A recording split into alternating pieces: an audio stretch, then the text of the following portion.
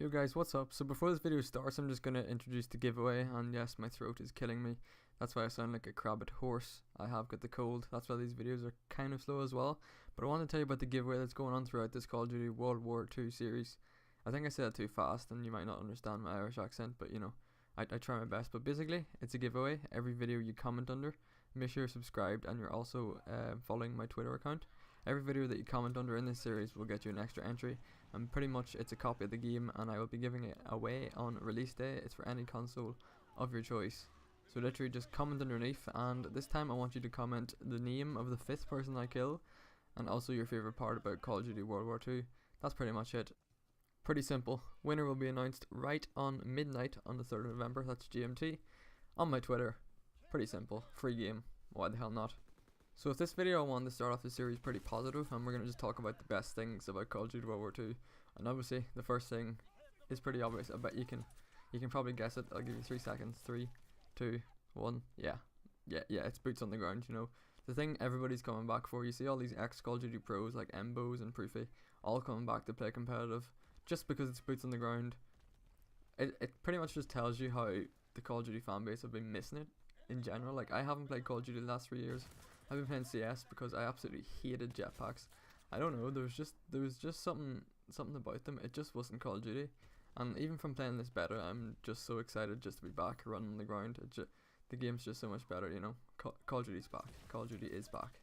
The next thing is that weapons actually have a meaning of what subclass they're in now. Like, if you use a submachine gun, you're probably not going to beat an assault rifle, unless it's a Type 100 with, you know, aperture sight. It's the best thing in the game, you know. I'm just gonna tell you that like 6 times because none of my friends will listen to me. It's the best gun in the game. Trust me. Use the Type 100 with the wee red dot sight. I'm not too sure what it's actually called. I can't remember, but it's a god. But no, seriously, every gun in its class is good for different situations. You're not gonna beat a shotgun up close with an assault rifle. You're not gonna beat a sniper long distance with a submachine gun.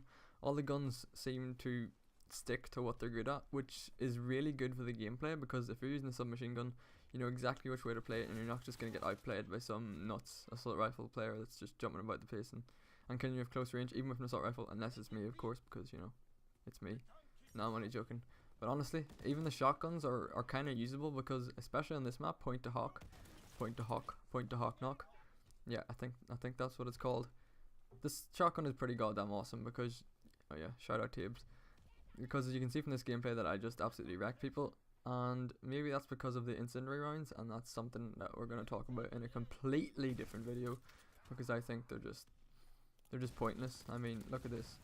How long did that guy take to die? Like, there's no need for that, you know. I shot him first. I shouldn't have to wait like 3 seconds. It's like playing on 180 ping, but I'm not going to talk about that right now. Yeah, I'm used to playing 180 ping because I live in Ireland. Haha, make the Ireland jokes. Yeah, sure, whatever. Pretty much, guns have a meaning, and that is good. The next thing I want to talk about is the kill streaks, and I just love the fact that none of the kill streaks stay in the air for about 50 seconds and absolutely annihilate you about 6 times before you have a chance to do anything. I absolutely love all the kill streaks apart from paratroopers. I think they're just pretty pointless. I mean, you don't need any AI in multiplayer. That kind of defeats the purpose of multiplayer. Just get rid of those, please, and all the other kill streaks are perfect because they're not overpowered.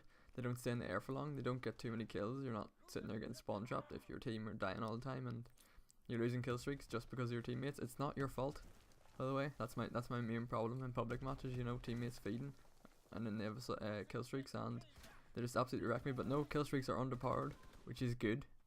Very good. Only time I'll say underpowered is good, I think, for kill streaks anyway. Definitely. I think most of you will agree that you don't like getting killed by kill streaks. It's not really fair, and having low powered kill streaks just makes the game a lot more fun. I mean, you just focus on your gunfights more than anything, and that's what Call of Duty should always be about. Moving swiftly on, I'm just literally trying to cover as much as I possibly can here in as little detail, just because that's what this video is about. It's just taking all the good things and condensing them. And the next thing is the maps. All maps are 3 lanes, and if you look at any traditional Call of Duty, the best maps have 3 lanes. Just take High Rise as an example, because I think it's the easiest one to imagine. Just the 3 lanes in High Rise, left, middle, right. Pretty much every Call of Duty map that's been good, if you think of the 3 lanes, you'll realise that each map has 3 lanes. It just works perfectly. I don't know why. I don't know the exact like technical meaning of why 3 lane maps are the best, but they just are. And most maps in this game seem to be following that pattern, and you can really notice it when you have a good map. I mean, none of the maps in the beta I actually didn't like. The town one, I can't remember what it was called. It was like Arcaden or something. I feel like Arcaden was like Modern Warfare 3, but it was something like that, and it was dodgy enough, but it was good. I mean, this is probably my favorite map, followed closely by Gibraltar. Actually, no, the snowy map. Snowy map, my favorite map. You see, I can't even decide what map is my favorite map because they're all so good, and that's a good thing. That's a very, very good thing. What I think they've also done really well in this Call of Duty is that they have freshened up absolutely everything there is to freshen up. Even so far as the bloody domination flag like images on the screen. Just look at them there now. They're just completely different from what any Call of Duty ever had before. And just little things like that seem to freshen it up. Even at the main menu. I mean, the first time you look at the main menu in this game, you're like, what the fuck is this? But it's good, you know. Change is good. Hashtag change is good. You know, that classic hashtag that you always see on Twitter. It is actually good in this case, because just freshening things up just makes it so much better, especially for someone like me who's been playing Call of Duty for about 10 years, you know. I've seen it all, I've done it all. I want something completely different and new. And that seems to be what happened. I'm not even gonna cut that. I'm not even bothered. I'm just gonna keep all my bloopers in this video because I'm really tired and I've got the cold and I just want to go to bed, but I also want to make YouTube videos. It's kind of a hard life, but pretty much change is good. Every little thing in this game's changed, even as far as the main menu, which hasn't really been changed before in Call of Duty. It's always been exactly the same, but now you just see your guys just rocking out and sitting just before the match starts. I don't know, there's something about it just makes it different, you know.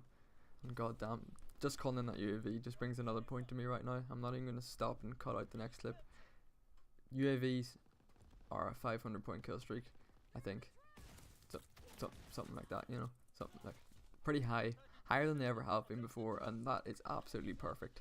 I mean, UAVs have always been something that's been in Call of Duty like gameplay, but it's just something that's never really been analysed about how bad it actually is. That was serious code voice right there.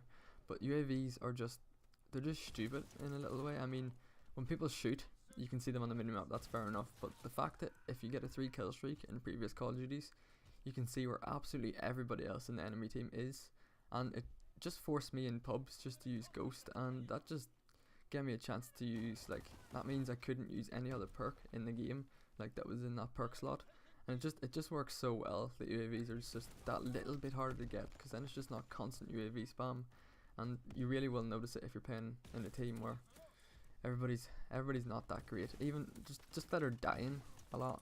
It's not fun. It's really not. And just bumping UAVs up that like little bit more just helps each and every casual player in ways that they probably don't even understand. But that was pretty much it explained. Can we also just take a moment to appreciate World War II in general? I mean, that sounds horrible. I did not mean it like that. But let's just appreciate a World War II game for the first time in a long time. I mean, when I was a kid and I had the PS2 when I was growing up, you know, I'm 19, so it was about the PS2 region when I first got into games. I bought absolutely every single World War II game because that's all there was. I mean, there was an odd futuristic fighter, but they always weren't that great. You always seemed to gravitate towards the World War II things, and that also brings back a story that I remember when I was about 7, 8, 9, that region, and I actually remember walking into my local game store and actually buying Call of Duty Finest R, like having absolutely zero clue as to what this game would become. Like, that guy actually nearly turned on me. Let's take a moment to appreciate how bad I am at this game. But pretty much, I remember buying Call of Duty Finest R, and I honestly loved that game. I don't think I ever actually finished it. I would love to go back and actually finish that game because I always got stuck. I remember like the first mission was in Stalingrad, I think it was, and you met this like badass female sniper who like jumped down and was like, I was trying to hunt that bastard all day, and then I don't know why that was like Scottish, but pretty much she's Russian, and just the fact that she said bastard just like instantly hooked me on the Call of Duty series. And after that I remember buying like Call of Duty 2, the big red one I think it was. I don't remember buying the Call of Duty 2, that was such a stutter there, but I don't remember buying the Call of Duty 2 that's like was played multiplayer by like Hex and all them sort of ones. I don't remember that. I was always Call of Duty 2, the big red one. I remember Call of Duty 3, that was alright. It wasn't great. The story was fine. Keep in mind that's all I played back in those days. That was the story mode. But I've been rambling on for so much that I missed half the points, which is okay because I still have 28 more videos to make on Call of Duty World War 2, so I'm not too bothered. Nice wee story time. A few things I liked about the game. I'm still sort of getting used to this whole talking over a video thing, so you're gonna just have to bear with me. So thanks for watching another video. I hope you stay tuned. Don't worry, the next couple of videos are gonna be a lot more informative. This is just me like getting used to talking and checking that the quality's okay in the YouTube videos. I just love rambling. You'll get used to me. Thanks for watching.